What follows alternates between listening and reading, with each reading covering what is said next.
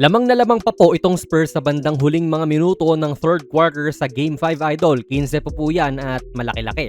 So another comeback game na naman to sa New York, no, at titignan natin yung iilan sa kanilang depensa na ginawa para makahabol.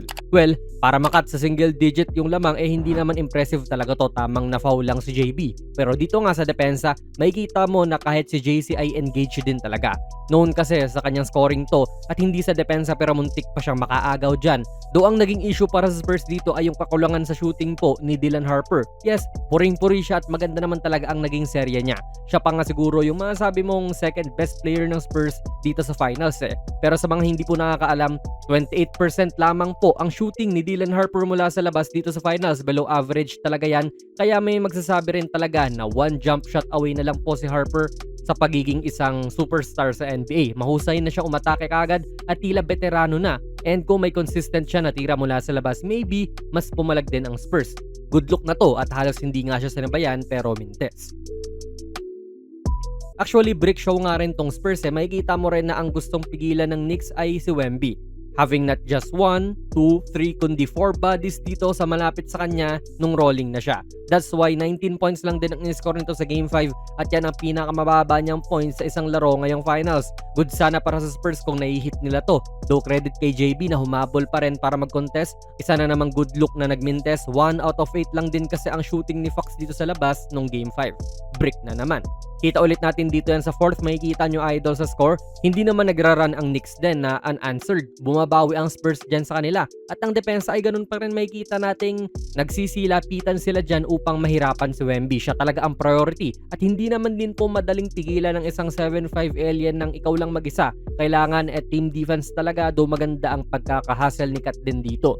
Tignan nyo kung paano nila kino-cover si Wemby rito. Una, pinapressure na muna nila yung driver na si Castle, kaya aakalain talaga niyang libre na si Wemby. Pero biglang si Bronson, nandito na pala para pigilan ng posibleng pasa. Di sa iba na lang binigay at ganun lang din kabilis nakabalik ang Knicks sa mga tao nila.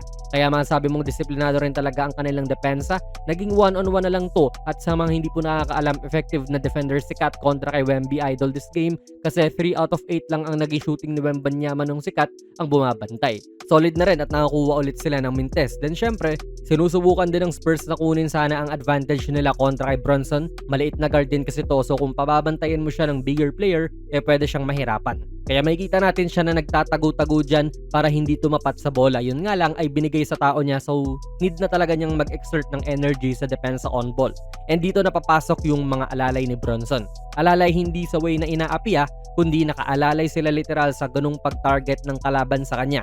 Kasi si OG, mahusay na defender. Si Hart, mahusay na defender. Si Bridges, mahusay na defender. Actually, itong si Bridges at OG nga po, ang masasabi rin natin isa sa mga top wing role players ng NBA Tapos nasa iisang team lang sila. At kita natin si OG, naki-help defense dyan. And anyone kina OG, Hart, or Bridges man yung maaaring lumapit dyan para mag-help. Base na lang din sa circumstansya. So naiwan si Bronson, pero dahil sa perimeter help nila, kaya naging turnover pa to sa Spurs.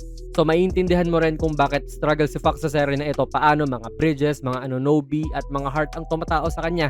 May Alvarado pa sila sa bench. Aside sa mga masasabi mong pamamalahibo, ito ay factor din talaga. Ang uhusay po ng mga defenders ng Knicks sa perimeter at kayang tapatan ang backcourt ng Spurs. Ganda ng contest ni Mikal dito. So appreciate din natin yung mga defensive guys nitong Knicks idol kasi malaki talaga ang ambag nila. Yes, pang MVP rin talaga ang ginawa ni Bronson at buhat malala siya sa Game 5 with 45 points, Finals MVP pa nga. Pero nagpahirap din talaga sa Spurs yung trio ni Mikal, OG, pati Hart. Dagdag mo pa yung iba pa nilang role players, sobrang na-compliment nila si Bronson mga idol at napatunayan lang din nila na sila ang better team sa serye na ito. Honestly, tingin ko nga sila pa yung underdogs bago magsimula yung serye pero na 4-1 nila ang Spurs kahit na majority nung panalo nila ay galing comeback. Iba rin yung composure nitong Knicks mga idol at deserving sila sa kampyonato na ito. Kaya congrats sa inyo New York Knicks at kayo po ang champion ngayong 2026 NBA season. Ano masasabi niyo sa ginawa ng New York mga idol dito sa Spurs? Ilagay niyo lang po ang inyong mga komento sa ating comment section. Kung nagustuhan niyo po ang ating video ay pakipindot na lang idol ng like button, mag-subscribe ka na rin sa ating channel. And ako nga pala si Jonas PB and as always, hanggang sa muli.